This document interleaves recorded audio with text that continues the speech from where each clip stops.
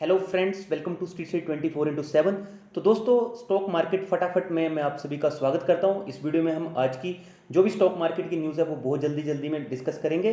तो सबसे पहले हम डिस्कस करेंगे कुछ टेलीकॉम सेक्टर से, लाइक वोडाफोन आइडिया, रिलायंस जियो से बातें रिलेटेड बातें, फिर रिलायंस इंडस्ट्रीज को देखेंगे। इसके अलावा वेदांता की कुछ डीलिस्टिंग से रिलेटेड बातें चल रही है वो देखेंगे।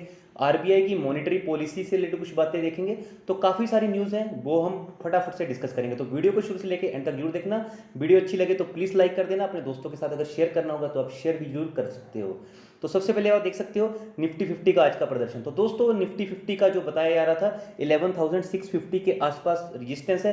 तो आज उस रेजिस्टेंस को ब्रेक करके इसने अच्छी क्लोजिंग दी है। हम देख सकते हैं बहुत शानदार क्लोजिंग दी है। 11,650 का जो इसका पुराना रेजिस्टेंस था उसको ब्रेक कर दिया और क्लोजिंग भी आप देख सकते हो 11,662 के आसपास है।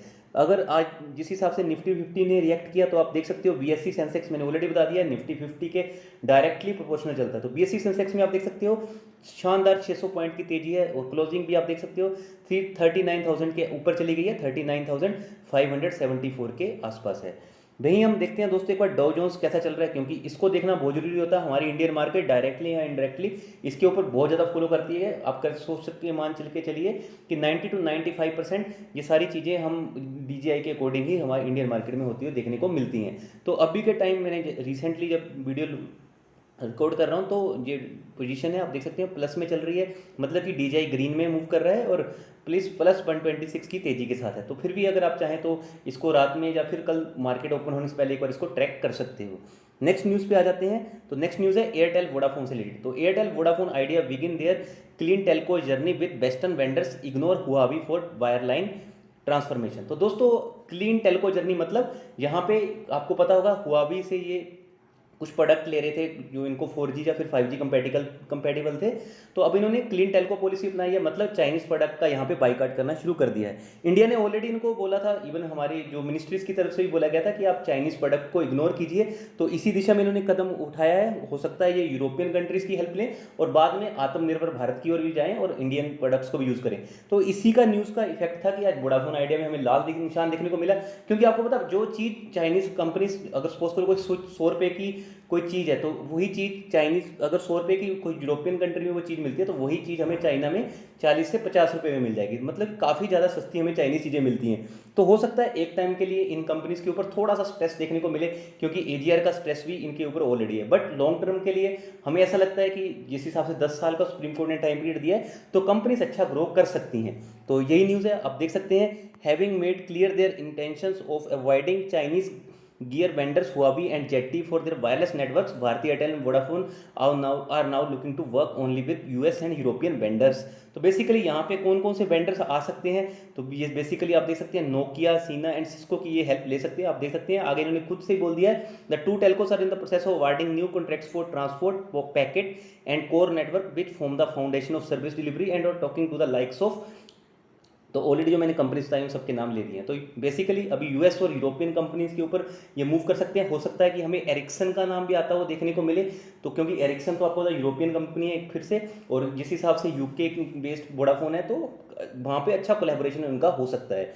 This move comes with the rival Reliance Jio trying to leverage its clean telco. तो रिलायंस जियो ऑलरेडी क्या कर रहा है, रिलायंस जियो अब ऑलरेडी अवॉइड कर रहा है चाइनीज़ प्रोडक्ट को, तो इसी दिशा में इन्होंने भी ये चीज़ स्टार्ट की है। तो नेक्स्ट न्यूज़ पे आ जाते हैं। नेक्स्ट न्यूज़ क्या है, तो आप देख सकते हैं RBI to announce monetary policy on October 9। तो अक्टूबर 9 को वेडनेसडे के दिन हो सकता है कि ये हमें मॉनेटरी पॉलिसी आती हुई देखने को मिले। तो सॉरी, वो फ्राइडे के दिन हो सकता है कि हमें ये मॉनेटरी पॉलिसी आती हुई देखने को मिले 9 अक्टूबर को। तो अभी उसके ऊपर बहुत ज़्यादा निगाहें रहेंगी और जो भी हमारे बैंक निफ्टी के शेयर्स हैं उनमें हमें कुछ हलचल होती हुई देखने को मिल सकती है। तो मैं ये हमेशा आपको यही कहता हूँ, अगर आप बैंक निफ्टी में कोई शेयर उठाना चाहते हो तो HDFC, फिर ICICI, फिर कोटक महिंद्रा बैंक, और अगर PSU उठाना है तो एक ही है, वो है state bank of India. Even HDFC ने तो इतना शानदार ग्रोथ बताया है। HDFC ने खुद यहाँ पे अपनी तरफ से स्टेटमेंट दी है कि उनका कोरोना टाइम में भी डिपॉजिट बढ़ा है। तो मतलब कि आप देख सकते हैं HDFC किस हिसाब से अपना आउटरीच बढ़ाता जा रहा है। तो आरबीआई की मॉनेटरी पॉलिसी में हमें देखना होगा किस हिसाब से repo rate, reverse repo rate, या फिर यहाँ पे कुछ ईज मिलती है, वो सारी चीज़ें हमें देखनी होगी। इसके अलावा MSF भी देख सकते हैं हम कि किस हिसाब से यहाँ पे चेंज होती है। कैश रिजर्व रेशो के ऊपर भी हमारी कुछ फोकस रहेगा। तो सारी चीज़ें हम देखेंगे, अभी जो आरबीआई की मॉनेटरी पॉलिसी आएगी उसको कवर भी कर लेंगे हम। नेक्स्ट न्यूज़ पे आ जाते हैं। तो नेक्स्ट न्यूज़ है वेदांता की डीलिस्टिंग से रिलेटेड। तो दोस्तों वेदांता की डीलिस्टिंग से रिलेटेड ये बेसिकली न्यूज़ है। तो आप देख सकते हैं Vedanta limits delisting proceed starts today and will remain open this week. तो इसकी ये स्टार्ट हो चुकी है। जो फ्लावर प्राइस सेट किया गया वो 87.50 का है। पहला क्लोजिंग प्राइस इज ₹135। तो यहाँ पे बहुत से एक्सपर्ट बोल रहे हैं कि अभी वेट करना चाहिए इसके ऊपर, क्योंकि बहुत से ऐसे लोग हैं जो ऑलरेडी 250 के लेवल के ऊपर भी यहाँ पे फंसे हुए हैं। But according to my analysis ये कंपनी का जो कंपनी है ये अच्छा प्राइस प्रेफर करती है। मतलब कि ये एक एफएनओ में आने वाला स्टॉक है और ये ऐसा स्टॉक है एफएनओ में होने के बावजूद भी जिसकी डीलिस्टिंग हो रही है। पहला ऐसा मुझे ऐसा लगता है कि ये ऐसा कोई पहला स्टॉक होगा जो एफएनओ में फर्स्ट टाइम कोई ऐसा डीलिस्टिंग हो रहा है। तो बट फिर भी क्या है, फिर भी ये चीज़ें आपको ध्यान में रखनी है कि ये अच्छा स्टॉक है। अगर आप इसमें फंस चुके हो तो वेट कीजिए, जल्दी जल्दी में आपको शेयर से एग्जिट नहीं होना चाहिए, क्योंकि इसकी जो फेयर वैल्यूएशन है वो मोर देन 200 ही है। ये मोर देन 200 ही डिजर्व करता है। नेक्स्ट न्यूज़ पे आ जाते हैं। Bajaj finance to continue covid provisioning strengthen its balance sheet. तो आप देख सकते हैं बीएस का आर्टिकल है। बजाज फाइनेंस ने अपनी जो बैलेंस शीट है उसको स्ट्रेंथ करना स्टार्ट कर दिया। बेसिकली इन्होंने कोरोना वायरस के कारण जो भी लॉसेस वगैरह हो सकते हैं, जहाँ इनको लगता है कुछ इनका स्ट्रेस एसेट बन सकता है, तो इन्होंने उसकी प्रोविजनिंग स्टार्ट कर दी है। तो इसीलिए आप देख सकते हैं कंपनी की जो कैपिटल एडिक्वेसी रेशियो है at the end of quarter two financially stands at 26.5%, which is almost the same in Q1 financially 21। तो शानदार यही कह सकते हैं कि यहाँ पे कंपनी प्रोविजनिंग कर रही है, जो भी इनको लॉसेस होंगे इन फ्यूचर तो उसको ये कवर करने की कोशिश कर रही है कि इनका कोई अगर जो एसेट है वो स्ट्रेस एसेट ना बन जाए। तो नेक्स्ट न्यूज़ पे आ जाते हैं। और आपको पता है बजाज फाइनेंस और बजाज फिनसर्व और HDFC और HDFC बैंक जी, इनको H2V2 स्टॉक्स भी बोला जाता है। शानदार स्टॉक्स है ये चारों के चारों। Next is Abu Dhabi fund to invest ₹5512 crore in Reliance retail. तो अब आपको पता है रिलायंस रिटेल में झड़ी लगने वाली है। जिस हिसाब से हमने देखा था रिलायंस जियो में जैसे ही फेसबुक की डील हुई इसके बाद किस हिसाब से रिलायंस जियो में झड़ी लगी इन्वेस्टमेंट की, और वही उन्होंने इस बार बड़ी डील कर ली थी फ्यूचर रिटेल के साथ। उसके बाद अब रिलायंस रिटेल में भी इसी चीज़ की हमें झड़ी लगती हुई देखने को मिल सकती है। तो हो सकता है जो रिलायंस में काफ़ी ज़्यादा तेज़ी आने को देखने को मिले, और मुझे ऐसा लगता है कि इस हिसाब से अगर उनमें इन्वेस्टमेंट आई तो जल्दी रिलायंस का शेयर 3000 के लेवल को टच कर सकता है। बट फिर भी अगर आप चाहें तो आप अपने अकॉर्डिंग स्टॉप लॉस वगैरह सेट कर सकते हैं, क्योंकि मैं कभी भी आपको शॉर्ट टर्म की सलाह नहीं देता हूँ। हमेशा आपको बोलता हूँ थोड़ा टाइम लॉन्ग टर्म के लिए इन शेयर्स को वेट कीजिए। तो आप देख सकते हैं Reliance industry limited on Tuesday the Abu Dhabi investment authority will invest ₹5512 crore in its retail unit. तो इन्होंने बेसिकली डिक्लेयर कर दिया कि अबू धाबी इन्वेस्टमेंट अथॉरिटीज़ में इन्वेस्टमेंट करनी जा रही है। तो शानदार न्यूज़ थी ये रिलायंस रिटेल की तरफ से, जो बेसिकली डायरेक्टली या ना इनडायरेक्टली रिलायंस इंडस्ट्रीज़ को ही फायदा देगी। नेक्स्ट न्यूज़ पे आ जाते हैं। Why Tata motor share rose over two 8%। तो आपको पता है टाटा मोटर का शेयर आज 8% ग्रो किया। तो इसका मेन रीज़न क्या था? मेन रीज़न यही था कि जो जैगुआर इनका जो मेन है जैगुआर लैंड रोवर, इसका जो रिटेल सेल थी सितंबर क्वार्टर में वो लास्ट क्वार्टर मतलब कि जून क्वार्टर से वो 50% बढ़ चुकी है।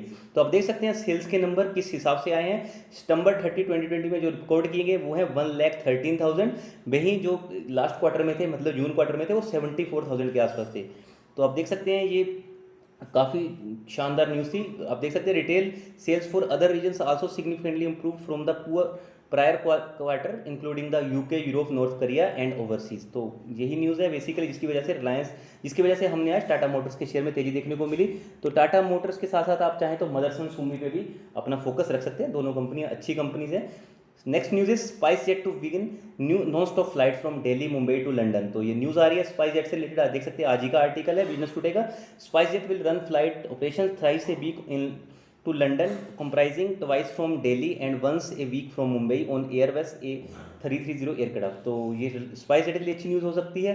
स्पाइस जेट हो सकता है कुछ दिनों के लिए आपको तेजी भी दिखाता हो देखने को मिले, बट लॉन्ग टर्म के हिसाब से स्पाइस जेट आपको टोटली इग्नोर करना है। इवन आपको पता है वारन बफे जी भी कह चुके हैं कि जितने भी उन्होंने एविएशन सेक्टर से जो एयरलाइन सेक्टर से स्टॉक से उन्होंने अपना जो प्रॉफिट बुकिंग कर ली है। फिर भी अगर आपको कोई एविएशन सेक्टर में देखना है तो आप देख सकते हो इंडिगो के ऊपर आप नज़र अपनी रख सकते हो, बट अभी के लिए आप चाहें तो उसको टोटली इग्नोर भी कर सकते हैं। नेक्स्ट न्यूज़ पे आ जाते हैं। Service sector output broadly stable in September but job losses increase. तो सितंबर क्वार्टर में बेसिकली क्या हुआ, सितंबर में सर्विस सेक्टर की जो ग्रोथ थी वो हमने देखा आउटपुट ब्रॉडली स्टेबल, तो स्टेबल देखने को मिला, बट जॉब लॉस इंक्रीज। तो ये एक न्यूज़ थी कि जो सर्विस सेक्टर था वो शानदार ग्रो किया है सितंबर वाले क्वार्टर में। जो आप कह सकते हो सितंबर मंथ में भी काफ़ी ज़्यादा तेज़ी हमें देखने को मिली है पिछले 5 महीनों में, जिस हिसाब से कोरोना ने इम्पैक्ट किया। बट अभी भी जॉब लॉस है वो उतना ज़्यादा कवर नहीं हुआ है, जॉब लॉसेस बहुत ज़्यादा हो चुके हैं, तो वो देखना होगा कैसे सरकार उसके ऊपर नियम बनाती है। तो ये भी एक न्यूज़ थी कि जिस हिसाब से इंडिया का सर्विस सेक्टर में ग्रोथ देखने को मिल रही है, तो ये भी हमारी जो शेयर मार्केट है उसके ऊपर डायरेक्टली या इनडायरेक्टली इफेक्ट डाल रही है। नेक्स्ट न्यूज़ पे आ जाते हैं। Sobha stock rises over 14% on recovery in Q2 से। तो आज सोबा के स्टॉक में भी हमें शानदार तेजी देखने को मिली, इसने 272 के अराउंड अपना हाई भी इंट्राडे टच किया है।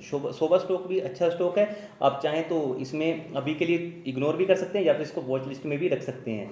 मेन मोटिव मेरा इस स्टॉक को कवर करने का यही था कि आपको बेसिकली पता होना चाहिए कि सोबा स्टॉक में आज किस तेजी का क्या कारण था। तेजी का कारण यही था इनके जो Q2 के रिजल्ट थे वो शानदार हमें देखने को मिले हैं, जो बेसिकली Q1 से काफ़ी ज़्यादा इंप्रूव हो चुके हैं। नेक्स्ट न्यूज़ पे आ सकते हैं। HDFC bank shows no covid scar in deposit growth. तो HDFC बैंक ने कुछ ऐसा दिखाया ही नहीं कि कोरोना के कारण उनको इफेक्ट हुआ, तो इनके जो डिपॉजिट है वो शानदार देखने को मिले हैं। आप देख सकते हैं private sector lender HDFC one Monday set it's recorded advanced growth of 16% in September quarter over the same period last year while it's deposit grow 20%। तो एडवांसेस भी ग्रो हो चुके हैं और इनका जो डिपॉजिट है वो तो शानदार 20% ग्रो हो चुका है, वहीं एडवांसेस 16%। आप देख सकते हैं। नेक्स्ट न्यूज़ है LNG import set to pick up as India unlocks. तो LNG का इम्पोर्ट स्टार्ट हो जाएगा जैसे इंडिया यहाँ पे अनलॉक हो गया। तो आप देख सकते हैं LNG imports are also expected to pick up as gas transportation utility GAIL has reopened its 5 million tonne Ratnagiri LNG terminal on the west coast after monsoon related forced shutdown in May. तो आप Petronet LNG पे अगर नज़र रखना चाहते हैं तो एक स्टॉक के ऊपर आप नज़र रख सकते हैं। नेक्स्ट न्यूज़ पे आ जाते हैं। नेक्स्ट न्यूज़ क्या है? तो Reliance Jio records 8.7 crore inactive user in June. तो आप देख सकते हैं बेसिकली ये न्यूज़ है द इंडियन वायर की। तो इन्होंने इसमें यही न्यूज़ में है, Reliance Jio is one of India leading telecom industry but still had 87 million inactive user in the month of June. तो बहुत ज़्यादा इनके इनएक्टिव यूज़र है। वहीं 397 में से आप मान के चलिए कि 87 मिलियन के आसपास इनके इनएक्टिव है। ये कोस्टेक इंस्टीट्यूशनल इक्विटीज़ की तरफ से ये न्यूज़ आई है, उनमें उन्होंने बोला कि 87 मिलियन जियो सब्सक्राइबर जो है वो इनएक्टिव है who were recharging number but were not connected to Jio network. Reliance Jio had a base of 397 million users. ठीक है। Next day the numbers came after TRAI release the subscriber data and